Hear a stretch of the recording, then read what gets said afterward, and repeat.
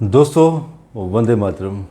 काफ़ी लंबे समय बाद ऑलमोस्ट 2 महीने के बाद मैं आप लोगों के लिए स्टॉक मार्केट प्रेडिक्शन लेके आया हूँ। मार्च और अप्रैल की प्रेडिक्शंस ना देने की वजह मैं आप लोगों को बता चुका हूँ, क्योंकि मैंने प्रेडिक्शंस दी थी फ़ैब में कि 18 फ़ैब 2022 को शनि का धनिष्ठा नक्षत्र में ट्रांजिट रशिया यूक्रेन युद्ध की तरफ इशारा कर रही थी, जो कि हम 1 साल पहले ही प्रेडिक्ट कर चुके हैं और वो हुआ भी।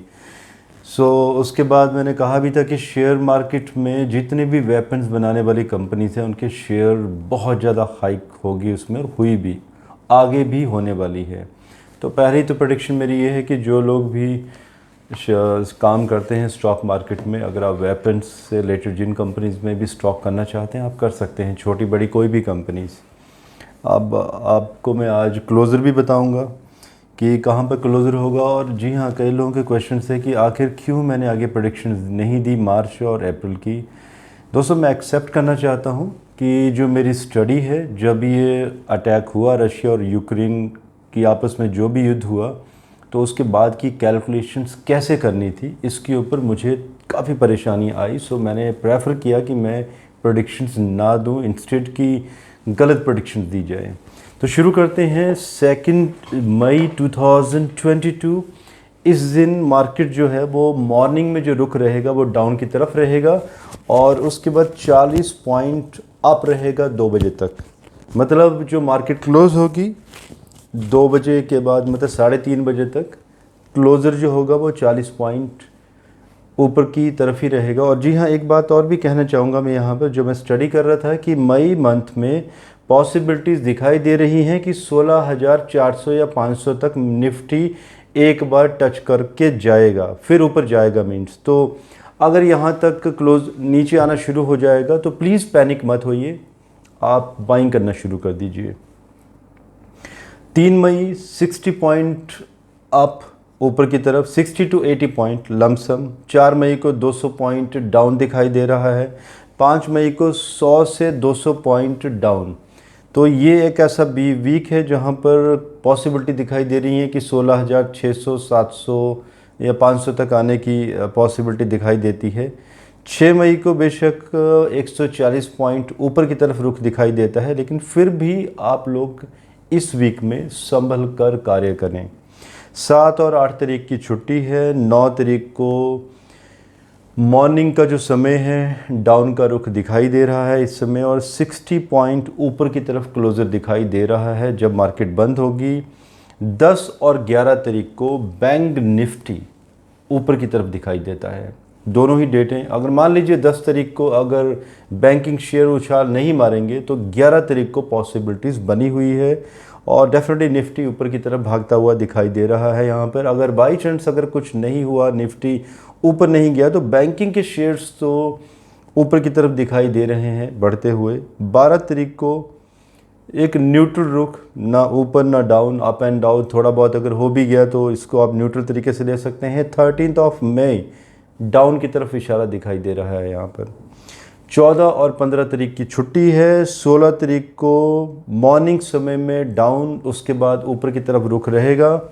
17 तारीख को अप देन डाउन, पहले ऊपर फिर नीचे, मतलब क्लोजर जो होगा वो नीचे की तरफ ही होगा। तो सुबह अगर आप ट्रेड करना चाहें तो मॉर्निंग में ट्रेड करके अच्छे खासा प्रॉफिट बुक कर सकते हैं। 18 तारीख को 100 पॉइंट डाउन दिखाई दे रहा है। ये दोस्तों लमसम फिगर है।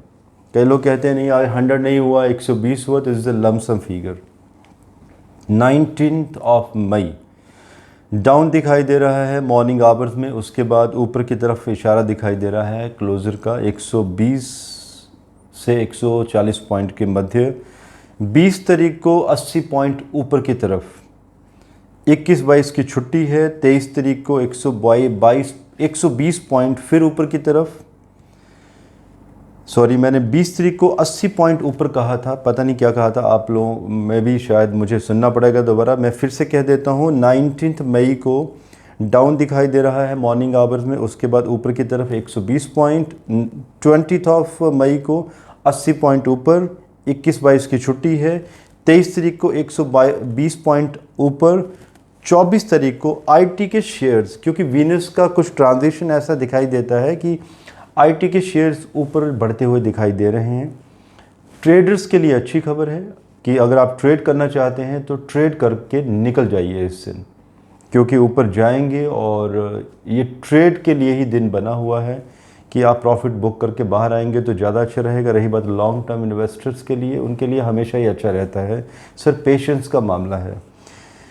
25 तारीख को 1:15 तक डाउन का रुख दिखाई देता है। उसके बाद मार्केट ऊपर की तरफ बढ़ती हुई दिखाई देती है। नंबर मैं कोई नहीं देने वाला हूँ इस दिन। 26 तारीख को डाउन एंड 27 तारीख को 80 से 150 पॉइंट के मध्य ऊपर की तरफ रुख दिखाई देता है। 28-29 की छुट्टी है। 30 तारीख को ऊपर की तरफ रुख दिखाई देता है और ये banking share again bank Nifty का ऊपर जाना यहाँ पर दिखाई देता है। और 31 तारीख को भी बैंकिंग शेयर ऊपर की तरफ भागते हुए दिखाई देंगे। तो जिन लोगों को बैंकिंग में इंटरेस्ट है, स्टॉक मार्केट में, बेटर है उन लोगों के लिए कि 2 डेट यहाँ पर निकल के आ रही हैं, एक तो 30-31 और दूसरा 10 और 11। तो आप अगर ट्रेड करना चाहते हैं बहुत अच्छा प्रॉफिट बुक या short term investment, not the long term investment, तो बेटर है कि आप मई स्टार्टिंग में ही बैंकिंग शेयर बाई करना शुरू कर दें। 10-11 को बेच लीजिए, उसके बाद फिर बाई कीजिए, फिर डाउन की तरफ रुख रहेगा। 30-31 को फिर सेल कर सकते हैं, क्योंकि आगे बैंकिंग में फिर उछाल रहेगा, उतार चढ़ाव चलता रहेगा बैंकिंग शेयर में आगे, बिकॉज आगे होम लोन की जो दरें हैं वो बढ़ती हुई दिखाई दे रही हैं after some time. Astrological combination भी इस तरफ इशारा करते हैं। अब क्वेश्चन आता है 16,500 नीचे आने की पॉसिबिलिटीज़ हैं, वो मैंने डिस्कस कर दिया है। अब क्लोज़र कहाँ पर रहेगा मंथ एंड में, कहाँ पर? 17,897, ऑलमोस्ट 17,900 ही कह सकते हो आप। ये फिगर जो मैंने कैलकुलेट की है 17,897, ये दिखाई देती है 31 मई के दिन।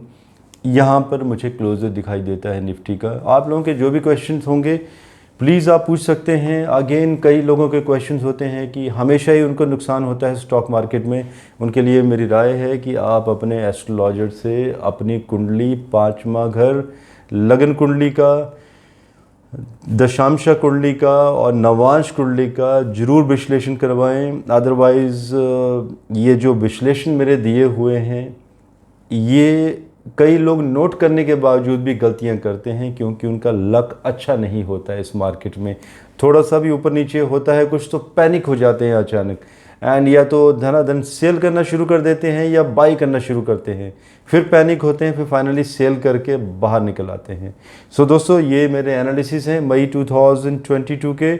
जून की बात मैं गारंटी नहीं देता हूँ, आगे क्या होने वाला है वी डोंट नो, क्योंकि युद्ध रुकने वाला नहीं है। और युद्ध के बारे में मैंने कुछ और भी प्रेडिक्शंस की हैं, कुछ और वीडियो दिए हैं, वो भी आप देख सकते हैं। और कोरोना के केसेस भी बढ़ते हुए अभी दिखाई देंगे, तो इसलिए कुछ भी प्रेडिक्ट करना मुश्किल है कि नेक्स्ट मंथ हम दे पाएंगे विश्लेषण, कैलकुलेशन कर पाएंगे या नहीं कर पाएंगे। मुझे इजाज़त दीजिए। धन्यवाद। भारत माता की जय।